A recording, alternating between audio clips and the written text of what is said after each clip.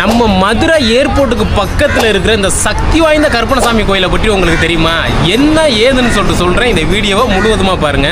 500 வருட மிக பழமை வாய்ந்த இந்த மலையாண்டி கருப்பசாமி கோயிலை பற்றி தெரிஞ்சவங்க பலரும் இந்த வழியாக பயணம் பண்ணும்போது மறக்காம இந்த இடத்துல வண்டியை நிப்பாட்டி மலையாண்டி கருப்பசாமி கிட்ட ஒரு தரிசனம் வாங்கிட்டு தாங்க வந்து போறாங்க. ஏன்னா இது அவ்வளவு துடியான சாமின்னு சொல்லிட்டு வந்து சொல்றாங்க. இந்த பகுதியை தாண்டி சொல்லக்கூடிய அமைச்சர் வந்து நக்கந்தனரசு ஆர்பி உதயகுமார் கே சார் வந்து இந்த பகுதியை தாண்டி சொல்கிறப்பெல்லாம் ஐயா வந்து வணங்கிட்டு தான் போவாங்க. இதை தாண்டி பார்த்தீங்கன்னா ஓபிஎஸ் முன்னாள் அமைச்சர் அவருங்கிட்டு போவார். இதை தவிர்த்து வந்து ஆக்ட்ரஸ் வந்து யோகி பாபு வந்து கிட்டத்தட்ட 3-4 வருடத்துக்கு அந்த கோயிலுக்கு வந்து விசிட் பண்ணிட்டு போயிருக்காங்க.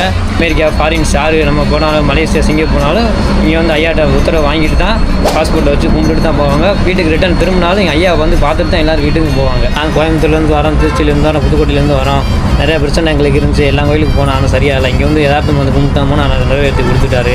அதே மாதிரி நாங்கள் வந்து மணி எடுத்து போட்டு சேவை எடுத்து கடை வெட்டுறோம். அந்த மாதிரி நிறைய வந்து சொல்லிட்டு போவோம்.